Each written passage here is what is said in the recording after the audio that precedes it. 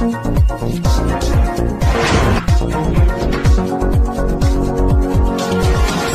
दिनों से यूजीसी पर एक विवाद हो रहा है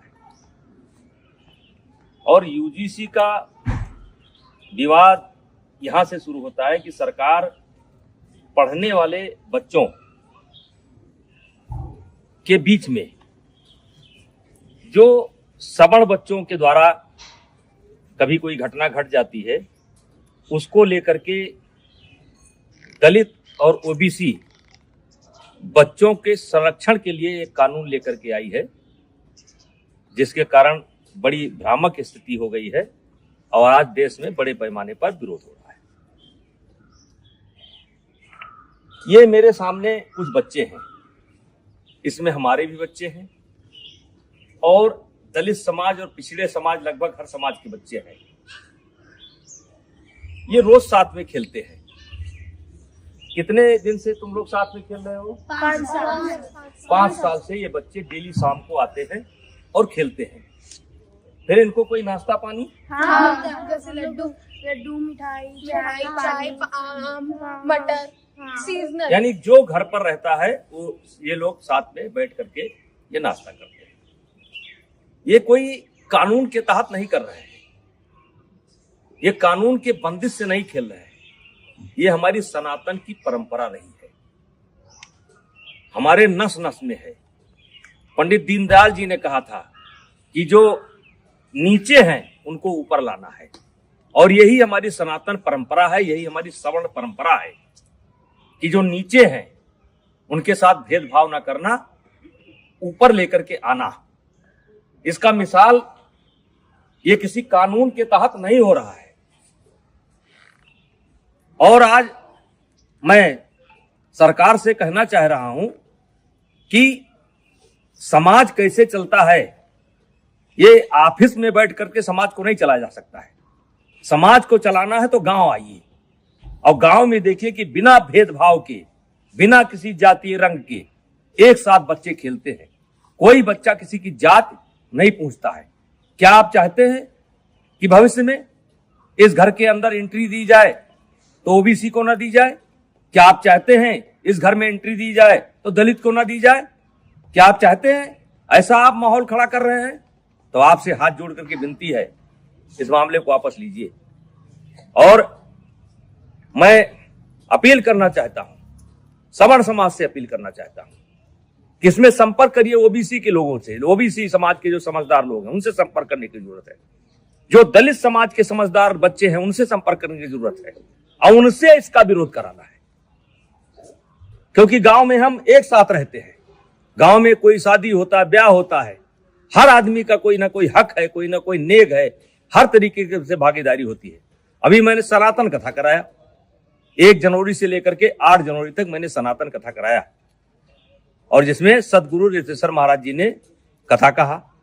मैंने 52 जाति समाज के जो धर्म गुरु थे उनसे उद्घाटन कराया, उनसे एक एक वृक्ष लिया और मैं सनातन वाटिका बनाने जा रहा हूं।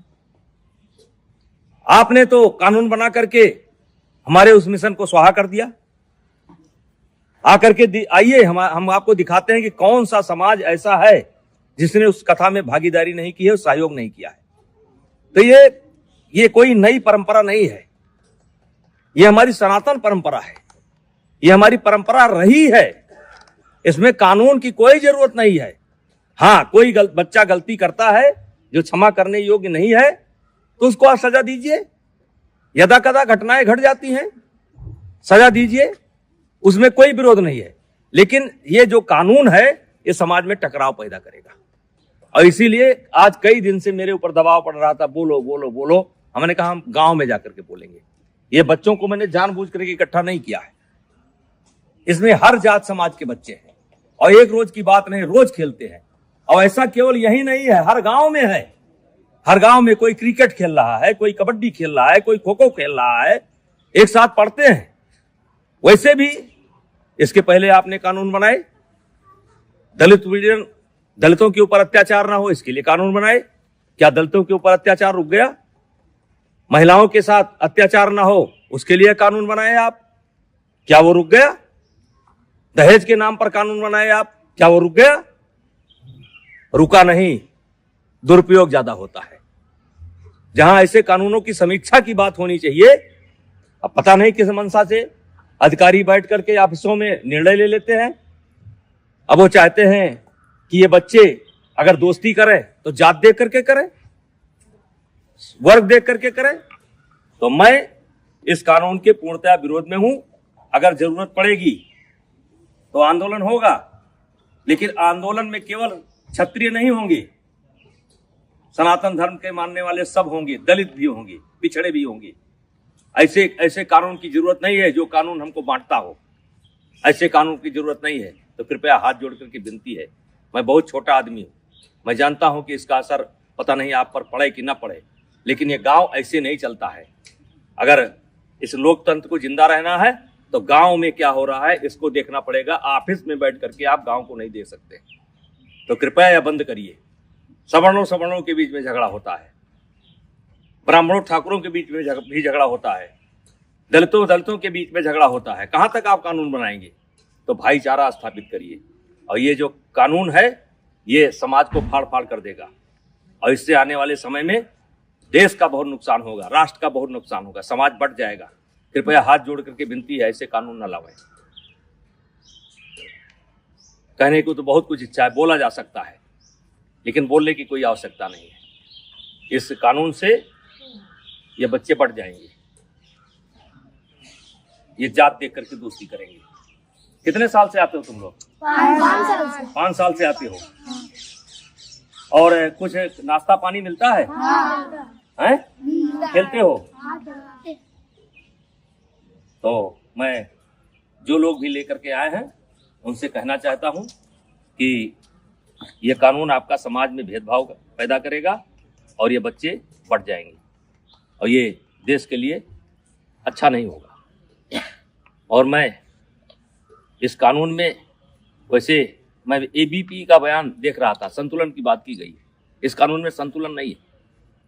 आपने एक पक्ष को अपराधी बना करके खड़ा कर दिया है, और वकील का भी मौका नहीं दिया कि इनका वकील कौन होगा।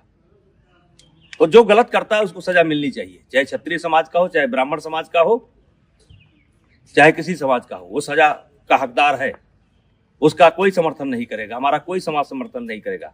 लेकिन आप ये बच्चों में भेदभाव मत पैदा करिए, स्कूलों में भेदभाव मत पैदा करिए।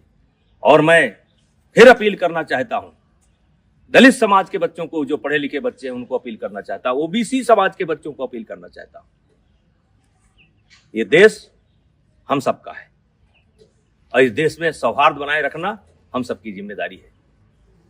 तो कृपया ऐसे कानून का समर्थन ना करें।